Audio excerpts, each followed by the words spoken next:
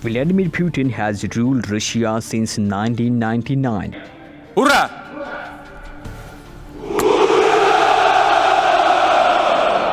Since then, he has turned the country into a strongman, military-first state. Under him, Russia invaded neighbors and dependent ties with Syria and Iran. He aimed to push back against the Western world order, and much of the world believes he has managed to do just that. Vladimir Putin, 17 years and the most powerful man in the world. To understand how one man came to wield such a power over Russia, we must go back to the chaos that followed the collapse of the Soviet Union. When the old communist empire collapsed, Putin was a 40-year-old undercover spy with the KGB and East Germany. The Soviet Union split into 15 new countries, and Russia lost about 2 million square miles of territory. Putin later called that loss the greatest geopolitical disaster of the 20th century. Many Russians found themselves living outside Russia's borders. The new government had to privatize tens of thousands of public companies, energy, mining, communication, originally run by the communist regime. The result: a few extremely wealthy individuals ended up owning most of the economy. Those people became known as the oligarchs. At the same time, Russia's economy collapsed, and the new state struggled to find stability. Russia's first post-Soviet president Boris Yeltsin was deeply unpopular. Many saw him as weak and too close to the West. To hold power, he depended heavily on the oligarchs, giving them huge influence. That's when Putin stepped into politics. He left the KGB in 1999 and became deputy mayor of Petersburg. In that job, he used his power to help friends and allies in business, helping them build monopolies and undercut their rivals. Gradually, he built a network of powerful supporters, oligarchs, crime bosses, and former KGB officers. By 1999, when Yeltsin named him prime minister, Putin was still fairly unknown to most Russians. Nationalist and distrustful of the West, Putin saw the US and NATO as threats. He believed Russia needed to be strong both sides and beyond its border to survive and thrive. His chance came fast at the time Russia faced growing violence from the separatists and Chechnya, a region that had declared independence in the mid-1990s. In August 1999, bombs killed hundreds of civilians across Russia, including in Moscow. As Prime Minister, Putin blamed Chechen separatists and appeared on television vowing to make Russia safe again. His message stuck and charred. Support for him skyrocketed, from near zero to almost half of the country backing him. Soon after, Russia launched a brutal war in Chechnya. Cities like Grozny were flattened and tens of thousands of people died. Within a year, Russia reasserted control over Chechnya. In December 1999, Yeltsin resigned and Putin became acting president. A few months later, in 2000, he won a full presidential election. From then on, Putin reshaped Russia. He kept using patronage and corruption to reward loyalists. But he also crushed the oligarchs' power.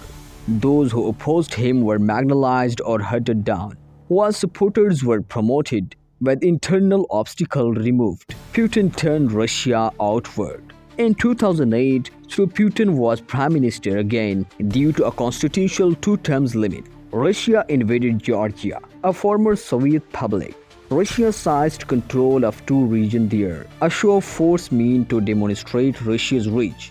Even though relations with the US looked stable for a moment, Putin once vacationed at the home of George W. Bush. The peaceful president didn't last. Putin distrusted US motives, especially after US intervention in the Middle East. By 2012, he returned to the presidency in a controversial election, consolidating power and curbing freedom at home. He reshaped media. Almost all television and major news sources in Russia became in effect state propaganda tools. Free speech and opposition were suppressed. Movements, protests, and independent journalism lost ground. Abroad, Putin expanded Russia's influence. Russia supported a brutal war in Syria, sending weapons and planes to assist dictator Bashar al-Assad in crushing internal rebellion. Putin also used new tools. cyber warfare, hacking, disinformation campaigns. Russian hackers illegally stole classified information, targeted political campaigns in the US and Europe, and tried to influence elections abroad. Then came 2014. Ukraine, another former Soviet country, leaned toward the West. Putin feared the country would join NATO, so Russia intervened, first coldly, then more openly. Russian troops, often disguised, entered Ukraine. Russian forces annexed the region of Crimea, drawing global outrage. The war in eastern Ukraine escalated, and by 2017, thousands had died. From one perspective, Putin's strategy worked. He weakened neighboring states, reasserted Russia's dominance in the region, and rallied many Russians around nationalism and strength. But all this came at severe cost. Inside and outside Russia, sanctions from the West began to bite. Russian businesses found it harder to trade internationally. The value of the Russian currency dropped. The energy industry, long Russia's backbone, started to wobble. Yet for a time, Russia held on. Putin's 2022 decision to launch a full-scale invasion of Ukraine changed everything. That conflict pushed Russia into a new era. The European Union and many other countries imposed the harshest sanction ever seen. By 2025, Russia's war economy is under heavy pressure.